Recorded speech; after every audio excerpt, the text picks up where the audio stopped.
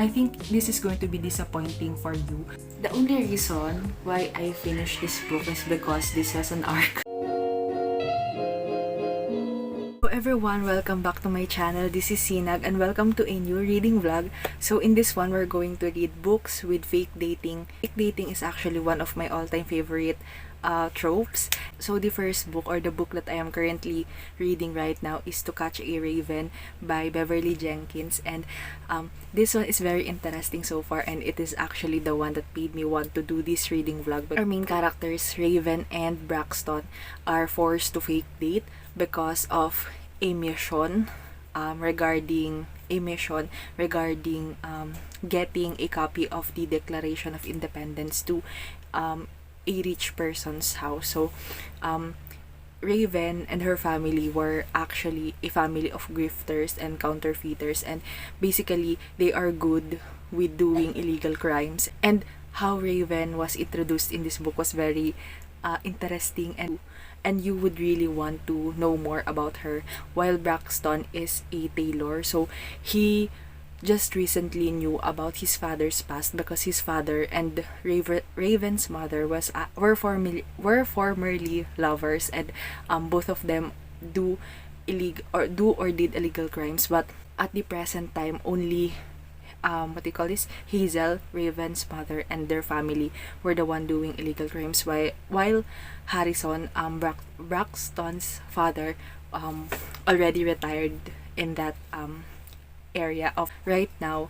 They are they were blackmailed by a Pinkerton. If they did not help them get that piece of, or that copy of Declaration of Independence, then both of them, Harrison and Hazel, and not just Hazel but Hazel's family, will be jailed because of their crimes. This one is very interesting because we also get POV from Hazel, and not POV, but we can also see this story between Hazel and Harrison. So they were formerly lovers, and now I think they're also going to get back together in this book. So we're going to get to two kind of romance in this one. I hope so.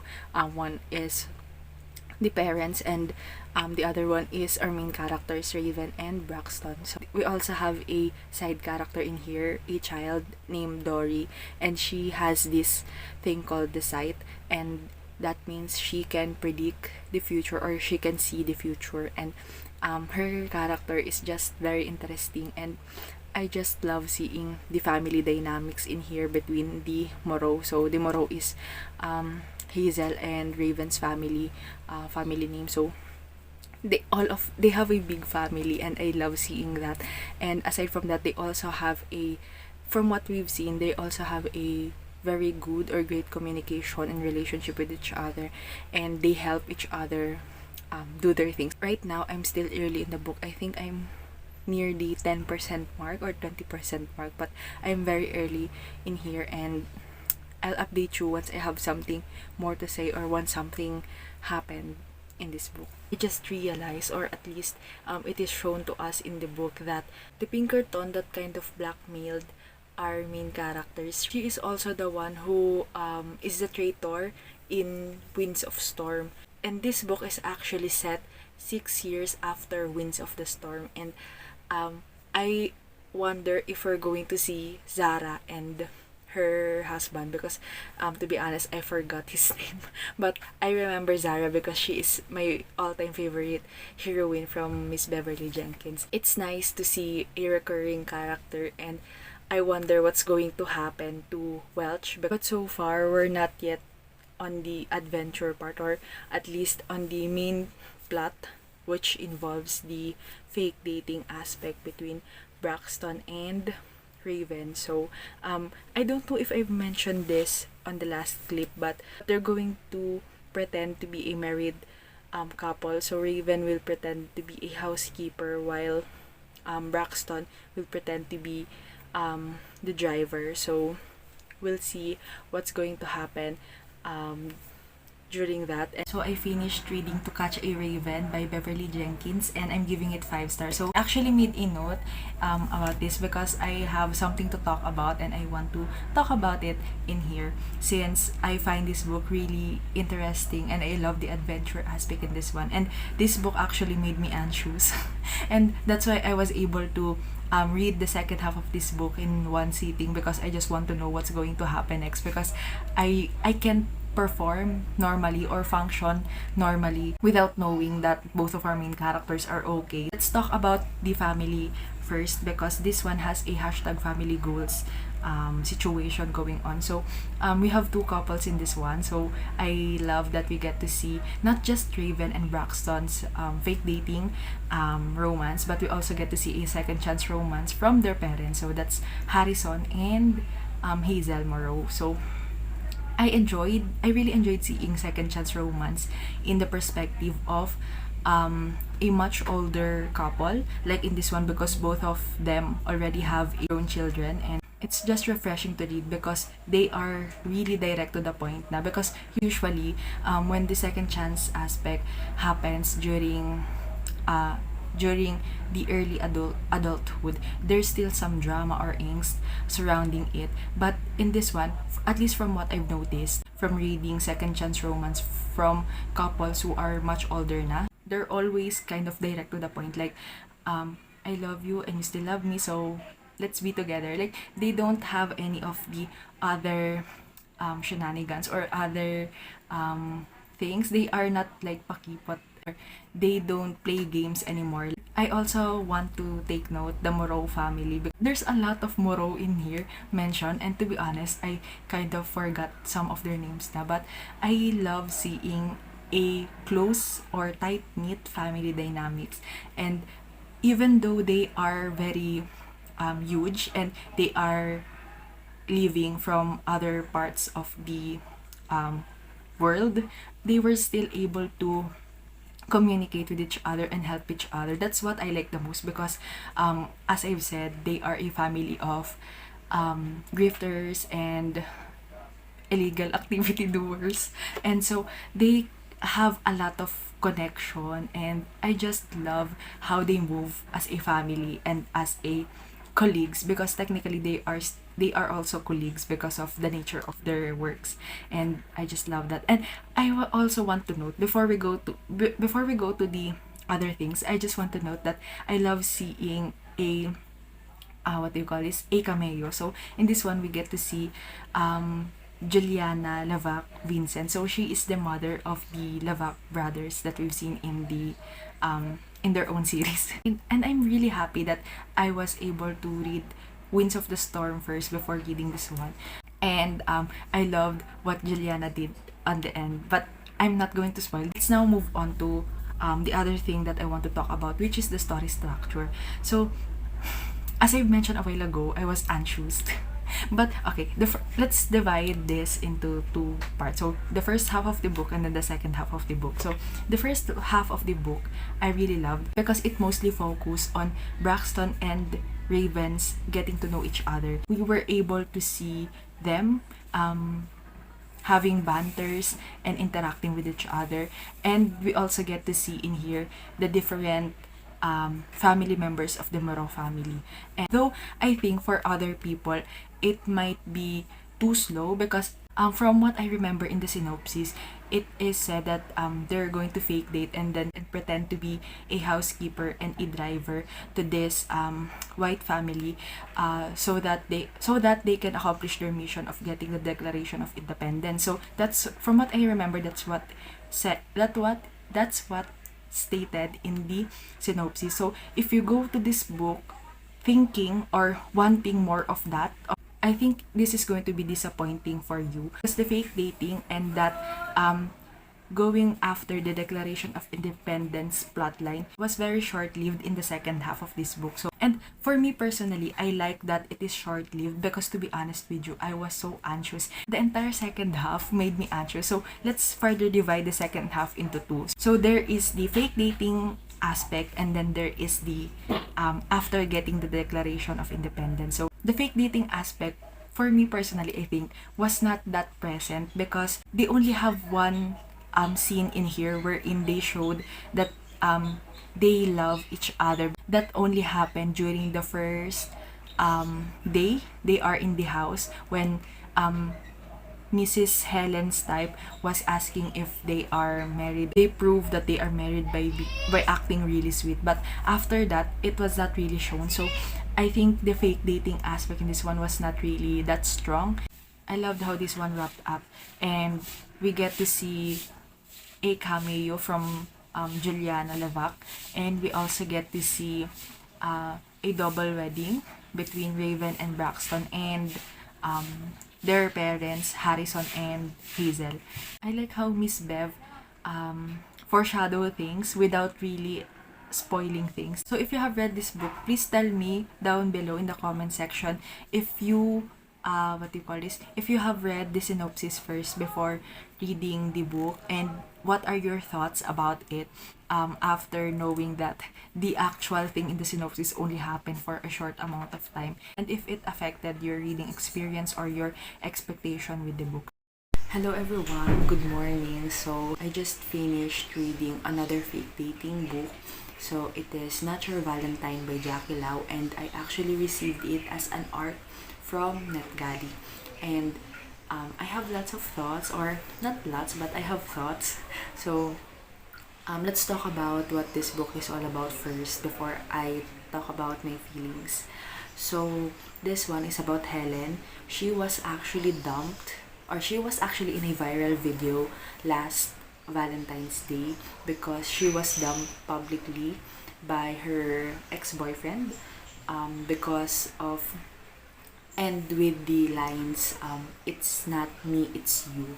And so she got viral in there, and then a year later, or almost a year later, she decided to have a fake relationship so that people won't pity her. So after that viral video, a lot of people has been pitying her or showing her pity, and she don't want that. So she decided that she wanted to have a fake relationship with somebody, or fake date with somebody during the Lunar New Year with her family. Then we have Taylor. He is the love interest. And okay, let's now talk about this book. So in terms of the fake dating pala, let's talk about that first. The fake dating is, it's the usual thing. For me personally, nothing really happened. It's very basic for me. I don't know what to say because it's just the usual fake dating thing, and there's no problem, or there's no conflict, there's no high stakes or any of that. So I think this would be loved by those who just want to read a fluffy contemporary romance with fake dating. Okay, let's talk about what I don't like, because there's a lot of things that I don't like in here. First of all, I think Jackie Lau's writing style was not for me. This is actually the second book of her. This is actually the first book of hers that I have finished. I've tried one or two books before which I DNF'd because I can't connect with the writing style, and her writing style is very straight to the point and sometimes juvenile for me. There's no tension in here, even between the romantic partners, or our main character and the love interest. And the only reason why I finished this book is because this was an arc. If it isn't an arc, I am probably going to DNF it after reading another line or passage about Helen hating Valentine's and hating hearts because she hates Valentine's Day. And I know that real life people have things like that. Like if you hate something, you really like you really hate it, and every time there's what do you call this? You see that kind of thing, you think that you hate it, or you feel disgusted. But in this one, I think it's overdone, especially when no one is bringing up, for example, the hearts. She will just randomly thought about it, and I was thinking, if you really hate it, why do you keep thinking it? And It's just frustrating to read and annoying. As a reader, it's annoying to constantly see her whine about hearts. So every chapter, we get to see Helen whine about her fake dating with Taylor, whine about hearts, whine about Valentine's Day, and that happens almost every chapter, and it's so annoying. And maybe I am just not for Jackie Lau's writing style, and this is probably my last book that I'm going to read from her. And what else can I talk about? Oh, let's talk about Taylor, the love interest. So he is actually, who is he? He doesn't have any personality in this one, and he was just there for the sake of being the love interest of our main character. He's just there. He's a placeholder. He can be anybody, and we wouldn't know because of his lack of personality in depth. I just didn't feel the connection between Helen and Taylor. I think I'm going to rate this book 2 stars. I wish that Taylor was fleshed out more, and there are other conflicts, real conflicts, lessen Helen's whining scenes. So that's all for this clip, or for this book, and I'm going to try to read one more, and I'm going to update you once I have something to say about that book, or after finishing that book. And yeah, so that's all for me for these clips. I just want to update you that I finished reading the last book for this reading vlog. So that's Circling Back to You by Julie Chu. This is about Cadence and Matt. So by the start of the book, they are both currently having some family things or family issues that will be addressed by the end of the book. The premise of the book includes the fake dating aspect in this one. Matt asked Cadence to be his fake girlfriend for a family event. So that's a birthday celebration. And for me personally, I feel like I've been lied to because the premise of the book is what made me pick this book up. But I feel like it is not executed well. And the premise of the book only happened for a short period of time in this one. And this is kind of going to be a little bit spoiler. The fake dating aspect in this book only happened for a short period of time, and it happens during the midpoint, and it's very short.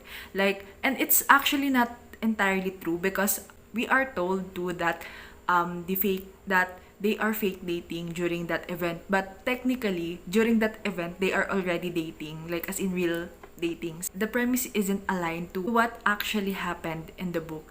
And for me personally, I don't like also that the climax or the inciting incident happened at the middle, like midpoint, and it's really frustrating for me because I don't really care about what happened during the first half of the book, and the build up took too long than what it should be. So that's really disappointing, and it really dragged the book. Aside from that, our main characters Cadence and Matt doesn't have any chemistry at all. They didn't even feel like friends to me, and that's why I find this book really disappointing because I think the author intended to have a build build up, or she wanted us to get to know our characters first during the first half. That's why it took so long, or the build up is too long.